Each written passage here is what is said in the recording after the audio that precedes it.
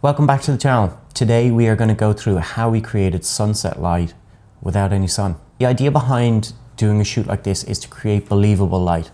We were supposed to be on location for this shoot in Morocco, shooting in real sunset light in an amazing location, but unfortunately we got stuck in London.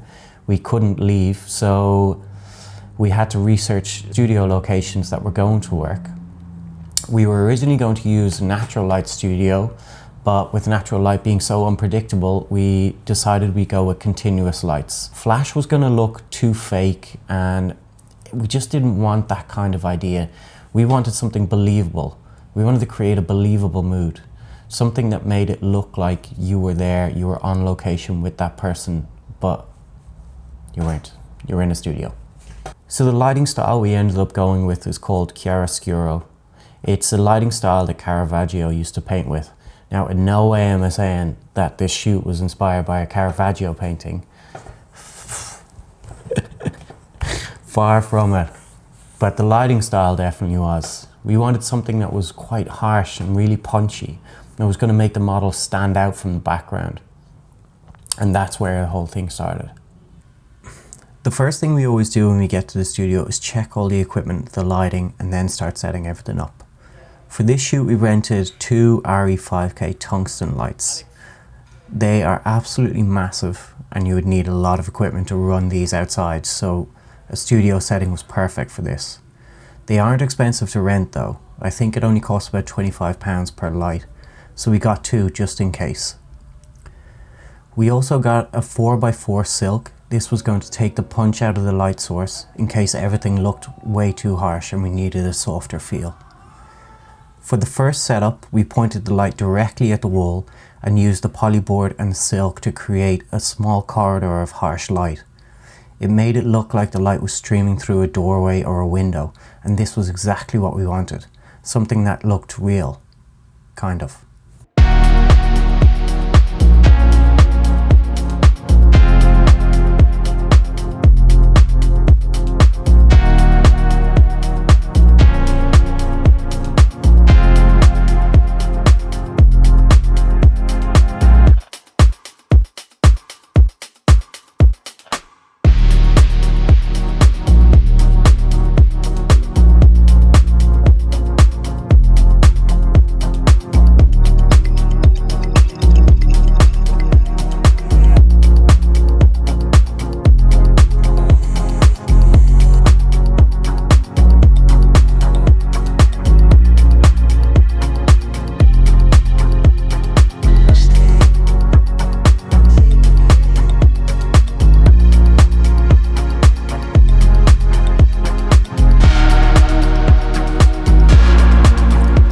For the second lighting setup, all we did was position the model closer to the silk. We left that little gap of light in the background so it still felt like we were in the same location, but this allowed us to soften the light on the model and bring out more of the texture and the detail. I suppose the idea is to create a believable mood in the images, something that looks real. Unless you want that like fake look, that fake studio idea, and some studio stuff is absolutely amazing, you know. Merton Marcus, they do some of the best studio work I've ever seen, and their lighting style is absolutely amazing. I suppose my style is just to try and create something that looks real, even though it's totally fake.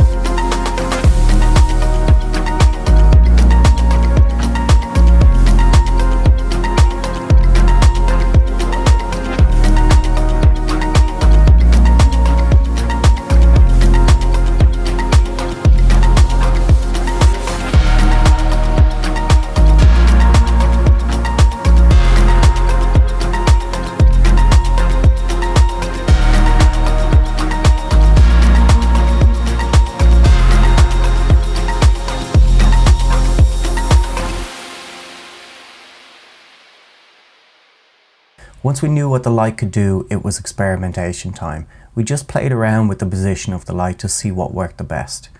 So again, keeping things somewhat simple, we just move the light over to the white, remove the silk, we let the white wall create a soft bounce back onto the model with an added extra white polyboard to soften any shadow on the face. You can play around with poly positions to find what works for you. We wanted our poly at a distance, so we didn't kill all of the shadow. We just wanted to soften things.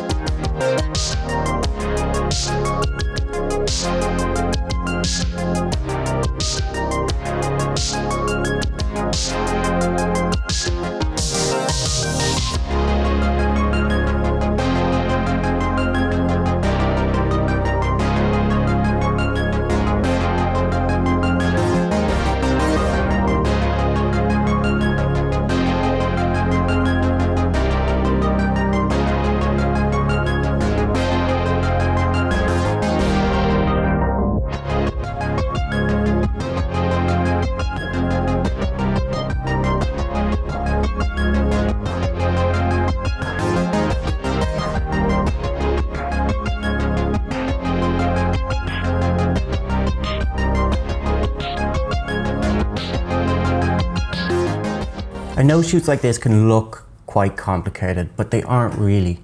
The first thing for you to concentrate on as a photographer is the lighting.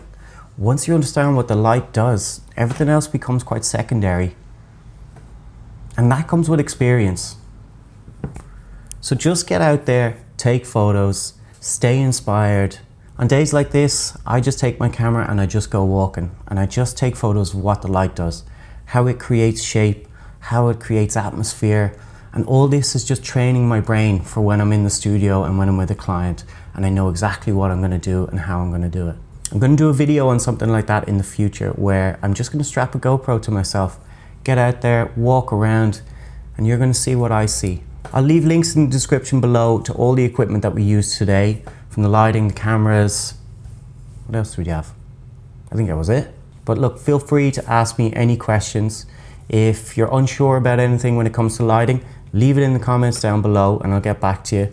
If you enjoyed what you saw today, hit that like and subscribe button. I have loads more ideas. It's just finding the time to do them is the problem. Look, a huge thank you as well to my whole team that was involved in this shoot. The work that I create is only as good as the team that's behind me. And I do have a video in the future that I wanted to do, which was the higher you go in this business, the less you actually need to do. Any of you who are professional photographers will know exactly what I'm talking about. Yeah, I'll see you next time.